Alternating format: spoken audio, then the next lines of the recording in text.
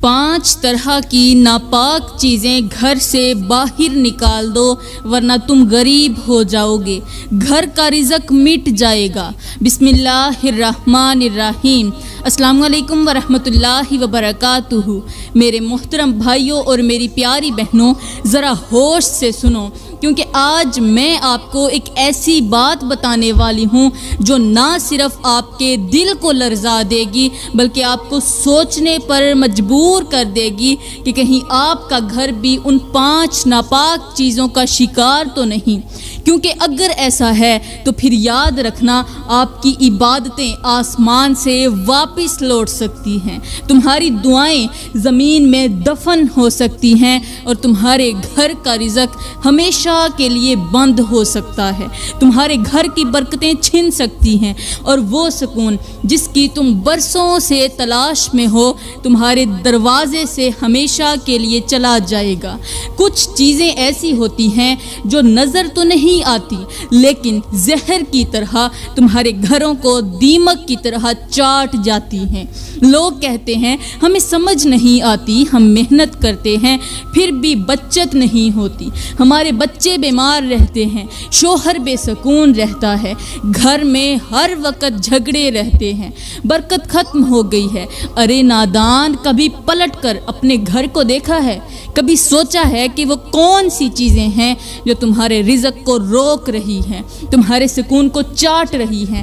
اگر آج تم نے ان 5 ناپاک چیزوں کو نہ نکالا تو تمہاری زندگی صرف دکھوں، غریبی، بیماری اور بے سکونی کا قبرستان بن کر رہ جائے گی۔ آج کے بیان میں آپ کو انہی 5 چیزوں کے بارے میں بتانے جا رہی ہوں جو اگر تمہارے گھر میں موجود ہوں تو پھر یاد رکھنا تم صرف غریب ہی نہیں بلکہ تباہ و برباد بھی ہو جاؤ گی۔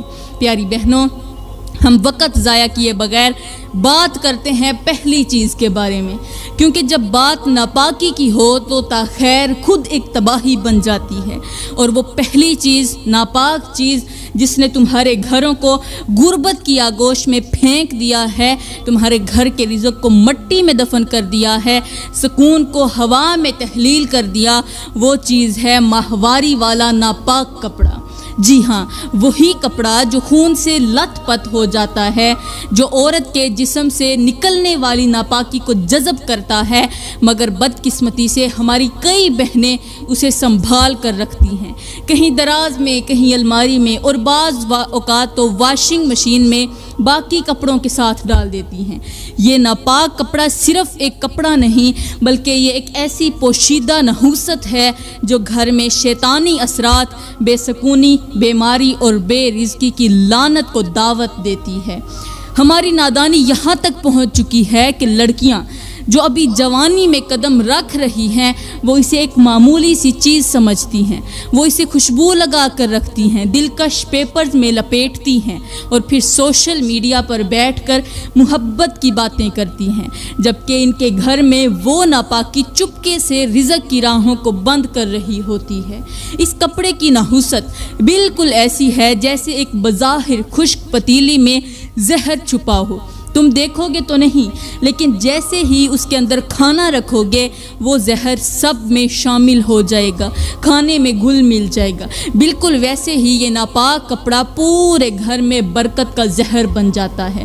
اگر آج تمہارے گھر میں رزق کم ہے، اگر بچوں کے چہروں پر روشنی نہیں، رونق نہیں، اگر شوہر دن رات تھکا تھکا سا رہتا ہے تو اپنی الماریاں، اپنی درازیں اور اپنی واشنگ مشین کو کھولو، کیونکہ ہو سکتا ہے کہ وہاں یہ ناپاک کپڑا تمہارے مقدر کو جکڑ کر بیٹھا ہو۔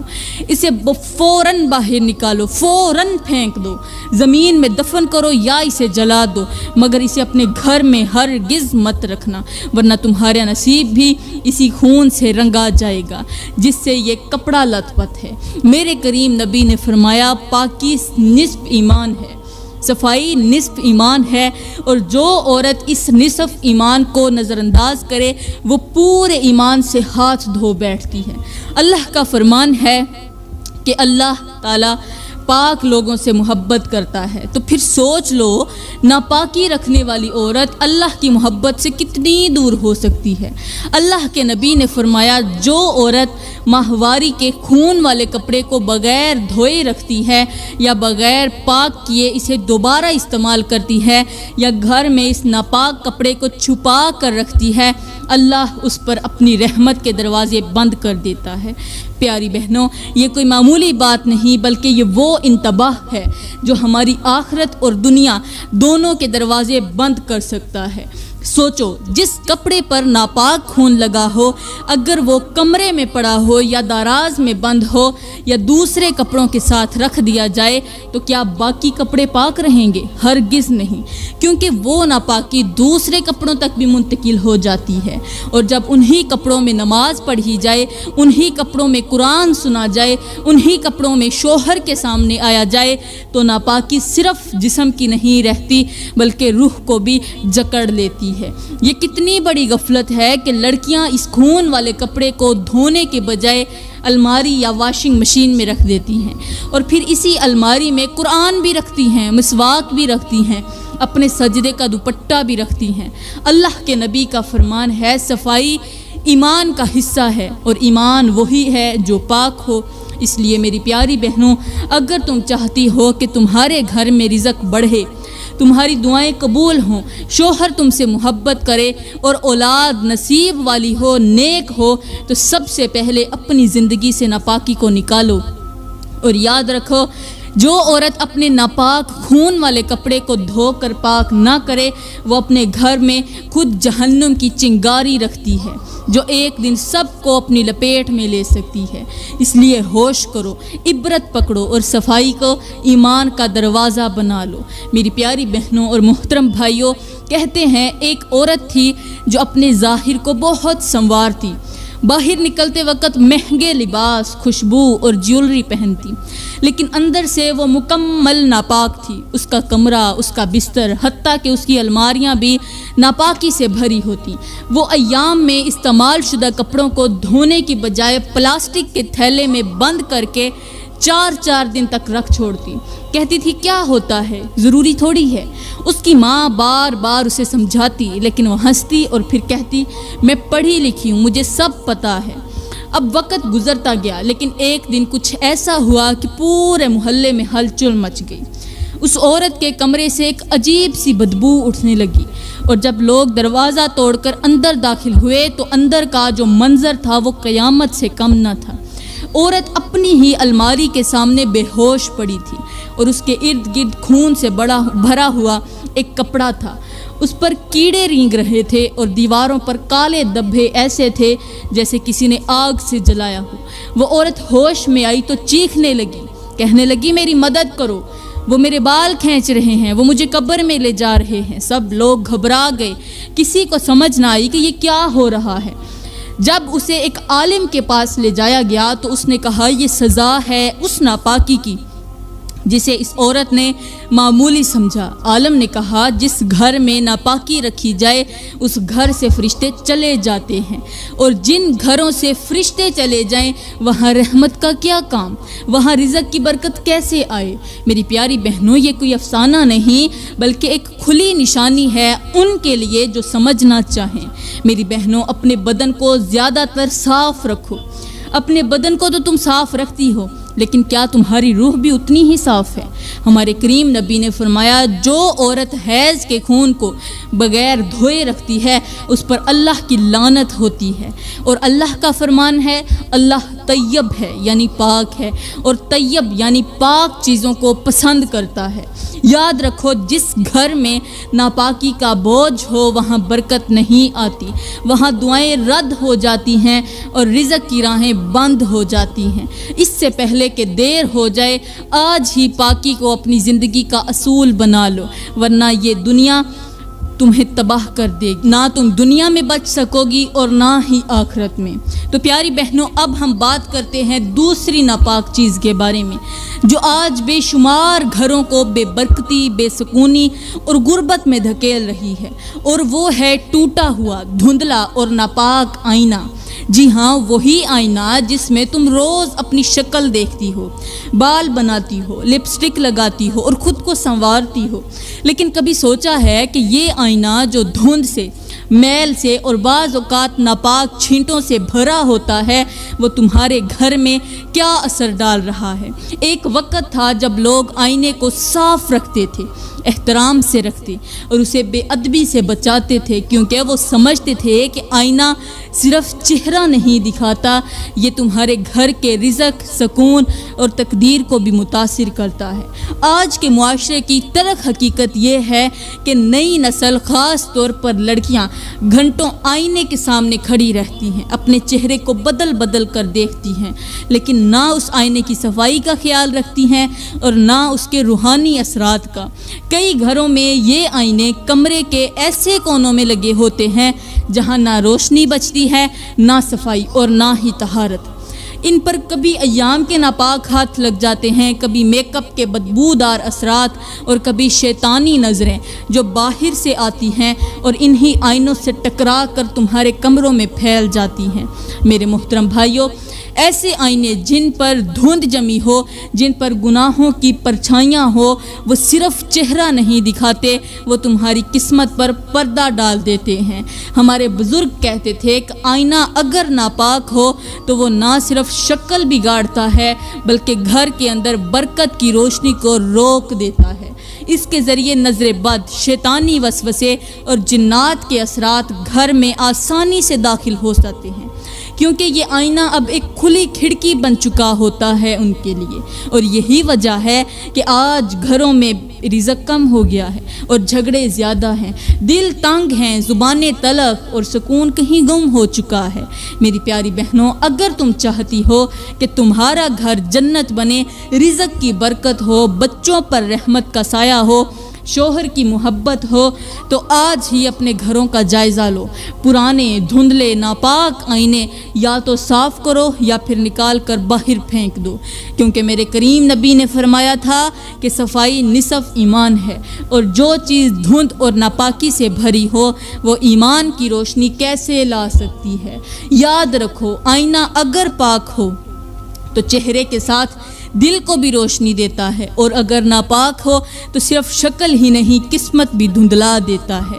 تو پیاری بہنوں، اب بات کرتے ہیں تیسری ایسی ناپاک چیز کی جو دیکھنے میں عام سی لگتی ہے لیکن حقیقت میں شیطان کے دروازے کی چابی بن چکی ہے، اور وہ ہے گھر کے اندر رکھے ہوئے گندے، بدبودار یا پیشاب سے لت پت جوتے اور چپلیں۔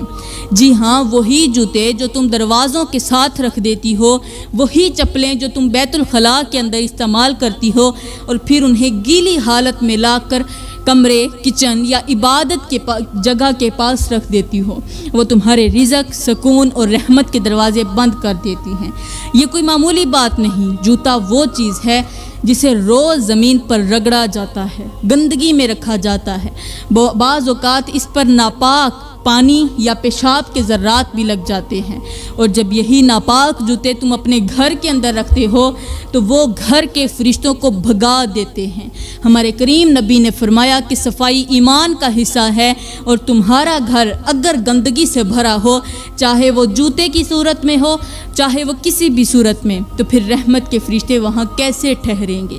بدقسمتی سے آج کل ہماری بہنیں اور بیٹیاں ناسمجھی میں بیت الخلاء کی چپلیں تک کمرے میں رکھ دیتی ہیں۔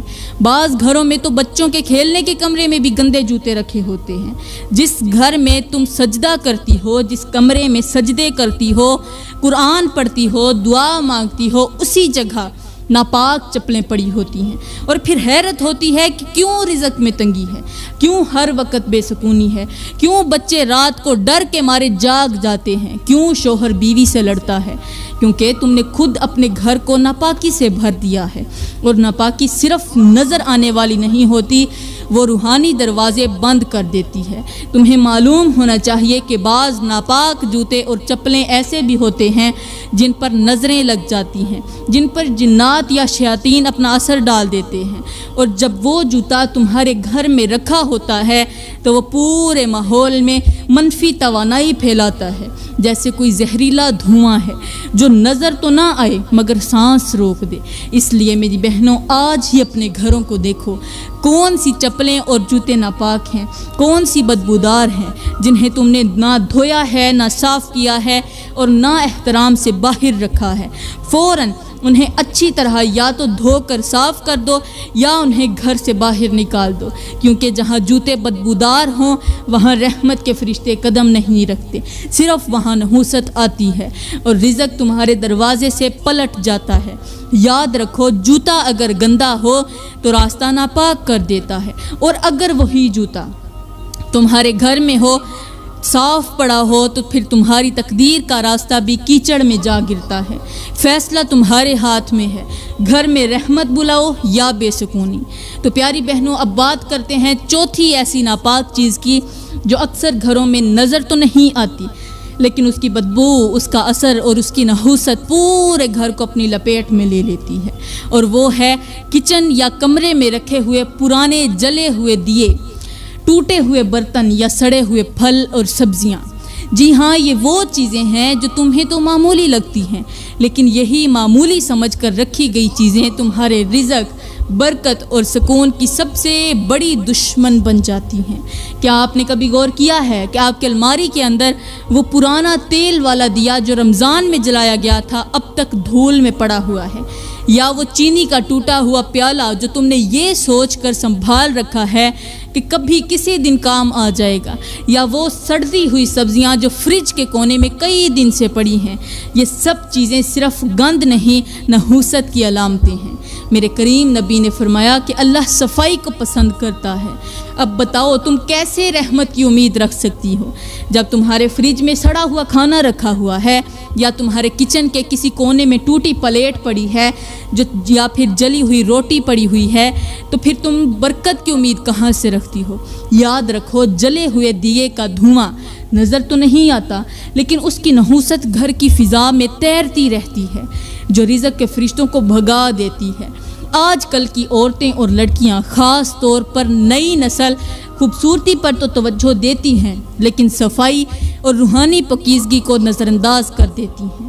وہ کمرہ تو سجاتی ہیں، پردے بھی لگاتی ہیں، لیکن اندر سڑا ہوا کھانا یا ٹوٹی چیزیں رکھ چھوڑتی ہیں۔ پھر شکوہ کرتی ہیں کہ برکت کیوں نہیں، سکون کیوں نہیں، شوہر بات بات پر غصہ کیوں کرتا ہے، بچے نافرمان کیوں ہیں؟ میری بہنوں، اس لیے کہ تمہارے گھروں میں وہ چیزیں ہیں جن سے اللہ کی رحمت ناراض ہو جاتی ہے۔ مثال کے طور پر، اگر کوئی شخص گلاب کے باغ میں جائے تو خوشبو ضرور محسوس کرے گا، لیکن اگر وہی شخص کوڑے کے ڈھیر پر کھڑا ہو تو بدبو ہی بدبو آئے گی۔ یہی حال تمہارے گھروں کا ہے۔ تم خود اپنے گھروں کو کوڑے کا ڈھیر بناتی ہو، پھر فرشتوں کی آمد کی دعائیں کرتی ہو۔ ممکن نہیں۔ آج ہی فیصلہ کرو، اپنی الماری میں سے، اپنے گھروں میں سے ٹوٹی پھوٹی چیزیں بھی نکال دو، سڑی ہوئی چیزیں بھی نکال دو، پھر دیکھنا کہ تمہارے گھر میں برکت کیسے آتی ہے۔